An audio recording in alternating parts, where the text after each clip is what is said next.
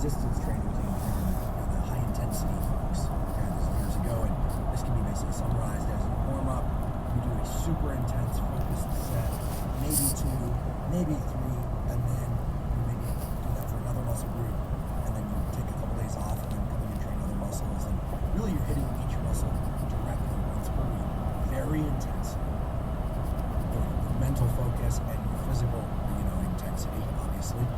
And then you leave it alone and you try and get stronger every single week. Okay. Nowadays I'm hearing a lot more about the kinds of things you're describing, like training each muscle for 2 or 3 times per week, dividing upper and lower body, so like dividing the body up as finely into like chest and back one day, shoulder arms another day, legs another day, and so forth.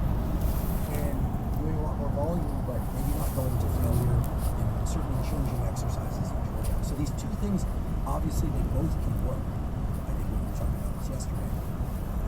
They both can work, but there was this additional element to it that I want to frame up here, which was the idea from Mike Mentzer and Arthur Jones of all the Nautilus folks that really moved in these really brief, super high intensity, infrequent workouts was one that I do think is true, at least in my experience, which is as you gain more experience with resistance training, you are able to generate more directed intensity. Not like coming into the gym with more energy, but being able to really focus on energy. So let's just say rather than just trying to get chin over the bar, which is what you do early on when you're trying to get pull-ups, you drag yourself slowly out of the bottom position, paying attention to really using your lats and not using biceps, using your elbow and something behind you. You get to the top, you try to bring the bar to your chest, even lower to, for lack of a better way to put it, to the nipples, and then really squeezing the lats and then lowering yourself slowly. This is very different than trying to rep out chin-ups. The idea always is that doing things in a more focused way comes with experience. So the beginner can't generate that kind of intensity. They don't know how to do the movements, which led me at least to believe that at the beginning, when something like say the first 4 to 6 months of training, that a bit more volume is necessary in order to really learn how to do the movements properly, really develop the mind muscle connection, really understand how to train without getting hurt, and really learn what that MRV, we didn't know that concept, but really learn, okay, I can train my legs twice per week, it's fine. If I go 3 times, I start getting it's not stronger. Or if you're like me, I can train my legs once per week, really intensely. But you know what? Not every muscle in my legs is growing the same way. Maybe I need to do it twice a week for hamstrings because my muscle growth is lagging. So the reason I'm sort of spooling out this essay here is that I think there's a lot of confusion about where to start and where to go. And MRV seems like it should be the kind of governing factor, the compass of this. So for instance, if a client walks into your gym, and let's just say she, because you train a lot of female clients, but this could be also men, we're talking about chest training. Let's talk about it. A woman comes in and she just says, listen, I don't want to be big, but I really want my glutes to be bigger, and I would like to see some abs, and she's athletic, she's cardio, sport, maybe some soccer, but she wants to really focus on glutes, quads. What do you do to assess MRV? Are you looking for her to get stronger every single workout, or do you spend 2 or 3 weeks just like teaching her the movements? You spend 2 or 3 weeks teaching the guy, hey, you know what, you think you can do a biceps curl? Let's do a biceps curl where you really learn to activate the biceps at the beginning of the movement. You're not swinging your elbow forward, you're trapping the biceps. Let's really learn how to bring like your pinky higher than your thumb at the top, and really learn how to cramp that thing down. That to me is a skill. It's something that requires time, and it's involved. So the bigger question in here is, how do you determine MRV? And is skill and ability in being able to target muscles a factor in that? Because to me it seems like the most important. Forgive the long question. So yeah, that's the hard thing about working with people online compared to in person. Online you can have a generic cookie cutter approach. In person you can individualize it and assess where they are. If I have a beginner, yes, I agree with you, they benefit from the volume to have the motor learning, gain the coordination. Also, you should, standing in the mirror is when I was 15, 16 years old flexing. And I'm like, I can't, how do I flex my lats? How do I flex my, if you can't flex your muscles, how can you flex your muscles against resistance? Like, Super important point. Yeah. I'm just going to highlight it. I'm interrupting you to highlight that. If folks, if you can't contract a muscle without a weight in your hand or on your back or whatever it is, you're not going to be able to properly train that muscle. so you can use, like, Mel Siff back in the day, legendary sports scientist, he passed away too soon, but he wrote the book Super Training. All of us strength coaches back in the day, that was our Bible, and he called it loadless training. But yeah, you want to flex and squeeze, but then after a while you don't need to do that. You can use that, you can feel that muscle doing any movement if you want. Do you think people could do a self-test, for instance, where from their own in the bathroom, going around, they could just kind of walk from, calves up, just not walk physically, but just move from calves up, like can you flex your calf on both sides? Can you generate a heart contraction? Can you do that through your quad? Can you do that through your hamstring? That, to me, seems like the most important thing to do before touching a weight or a machine. Because then one can get a real sense of what kind of neuromuscular control you're going to have. Because it's going to vary by sport, by injury history, by weather, by all sorts of things, right? Men probably have an advantage with when they start out because when you're going through puberty and you're like, oh wow, my body's changing, and no one was looking, and you're in the mirror. I remember Every dude flexes his bicep. Biceps, Yep. and you're like, you practice flexing. Well, that's training. That's resistance training. You're flexing your muscles. You're providing the resistance. There's some evidence that you can gain muscle that way. There's a classic study by Brendan Townsend. Their biceps where one side used a dumbbell, the other arm just body weight, just like concentrating using no load, 4 sets of 20, flexing your arm throughout the range of motion, trying to squeeze your biceps. And interestingly, this arm grew the triceps because you're using your triceps to provide some The no weight arm. Yeah, the no weight arm. And so, That's pretty wild. yeah, so you can, but then how? I'm not suggesting that's the training. Let's take a Right. I mean, this sort of like an assessment. An Like a assessment, self-assessment. yeah, if you can't feel your muscles, if you can't flex your muscles, it's kind of hard to like, how do I flex my delts just standing here? But like, yeah, you start tweaking the body and contorting and you're like, oh, I can do my delts, I can do this. Flaring your lats, that took me some time back 30 years ago when I started. And then you start to realize, oh, and another thing, sometimes you go to a gym that doesn't have a lot of equipment or you're limited in loading and you're like, I'm going to do lats pull downs and you think, wow, I feel my lats more doing it this way. But lifting is a lifelong journey. You can always be improving your form. You can always be learning new skills. But in the beginning, yes, you want to learn how to flex your muscles. You want to learn how to perform the exercises to gain a coordination factor, the neural gains. And then over time, most of your gains in strength will come from the muscles growing through hypertrophy. I think these are incredibly informative things to do because then when you dive in the gym, perhaps a more priority on muscles that are like harder to contract. This was like proposed by this researcher, Vladimir John Vogel, and kind of got trickled down. I know Steve showed you that in the show sometimes that's the amnesia, and then it gets a lot of backlash because people are like, "You amnesia, your glutes don't activate at all."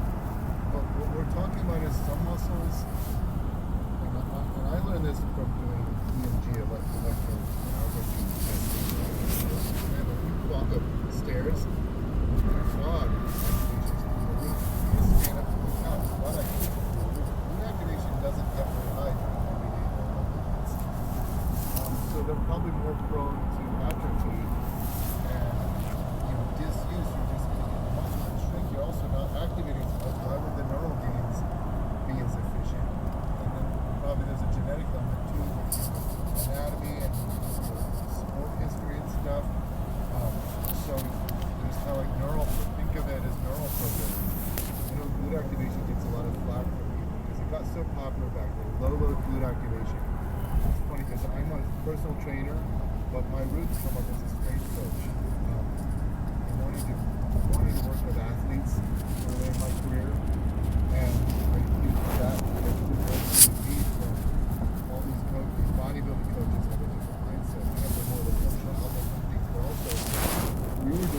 low load glute activation back in the day. All these coaches, the popular strength coaches, were doing it in the early 2000s, up until the late 2000s. What's low load? You're using lower load body weight or bands, and you're just doing like movements, trying to. You're not doing the failure. It's not a working set. You do it in the general warm up, the dynamic warm up. You might be able to do 100 glute bridges, but you're doing 2 sets of 10, trying to really squeeze it into a living lateral band loads, things like that. So we were doing that in the early 2000s to wake up the glutes. And there is evidence of this, though. There's probably 15 studies on it, like key studies.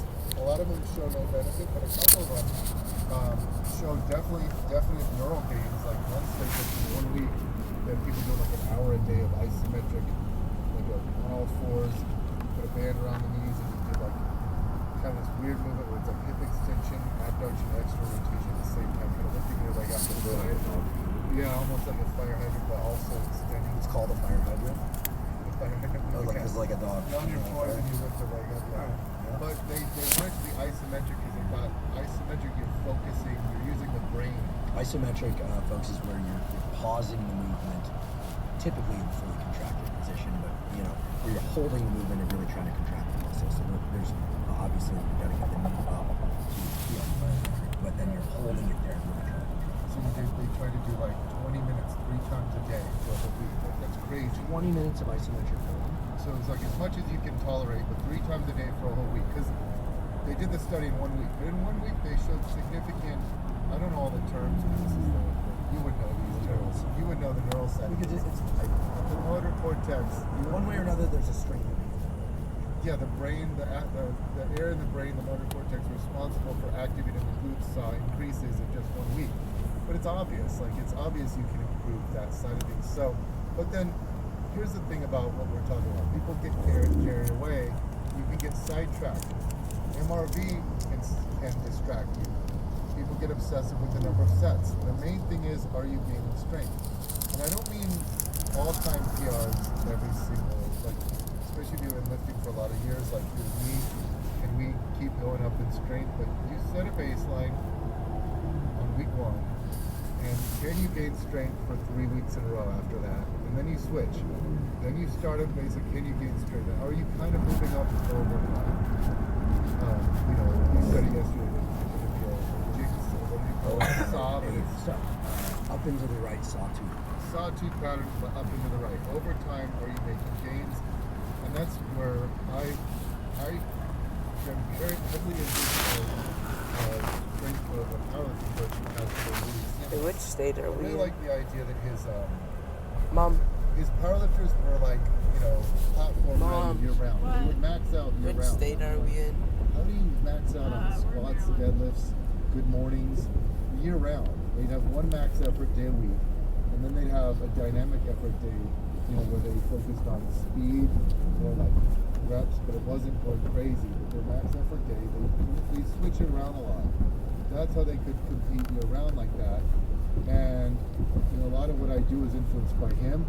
All of us strength coaches back in the late 90s, the early 2000s, he was our primary influence. You could talk to all the popular strength coaches back when I came up, and they would all say they were influenced by Louis Simmons.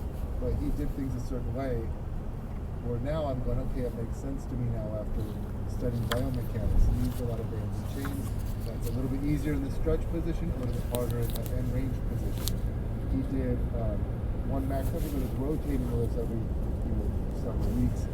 And so that's what I do, but I'm not just preparing my clients for powerlifting. I love the squat, the bench, and the deadlift. I also love the military press, the chin up, and the hip thrust. Those are my big 6 lifts. But we also use leg press. We use whatever machines, tools, whatever suits the client well. And I help my clients figure out what their favorite exercise are, and they evolve over time. But here are the tools, and we try to set PRs over time, and we switch it around. Because what you talked about in a previous question, this old Nautilus and HIIT philosophy was, hit a muscle infrequently, hit it hard, recover, blast it, and try to get one more rep or go up 5 or 10 pounds. it sounds great in theory. It just doesn't work out in real life. You can't get stronger continually over time anyway. Eventually you get hurt. That's the thing. If you just repeat the same exercise, say you and I just said, look, let's say we work out tomorrow together. Let's set our baseline with deep squats and stiff leg deadlifts, and whatever we hit, we hit. And then we're gonna go up either one more rep or up 5 or 10 pounds. Even if we maxed out and said, okay, we're gonna try and get one more rep each week, you won't get 52 more reps each year. Right. You won't get 5 more pounds each month. That's 60 pounds in a year. You won't keep going up 60 pounds. Maybe you can the first year, maybe the second year, depending on the lift. But after a while, then if that were true, in 10 years of lifting, everyone would be doing 600 plus pounds on every exercise. It doesn't happen, and that's what people don't talk about with progressive overload. You've got to talk about this because you can't just keep going up. It doesn't happen, and then it's frustrating when you think you have to progressive overload and then you don't get one more rep, or you don't get 5 more pounds, or you don't set a PR, and then you start contorting your form, and you start getting joint pain and nagging injuries, and then you start going backwards. That's one thing you definitely want to avoid. We talked about this yesterday, is avoiding this pain cycle, avoiding this nagging injury cycle. How do you keep making gains without being hurt, that's where you gotta use more variety. We've known for a long time that there are things that we can do to improve our speed. And that includes things that we can take, things like magnesium threonate, theanine, chamomile extract, and glycine, along with lesser known things like saffron and valerian root. These are all clinically supported ingredients that can help you fall asleep, stay asleep, and wake up feeling more refreshed. I'm excited to share that our longtime sponsor, AG1, just created a new product called AGZ, a nightly drink designed to help you get better sleep and have you wake up feeling super refreshed. Over the past few years, I've worked with the team at AG1 to help create this new AGZ formula. It has the best sleep supporting compounds and exactly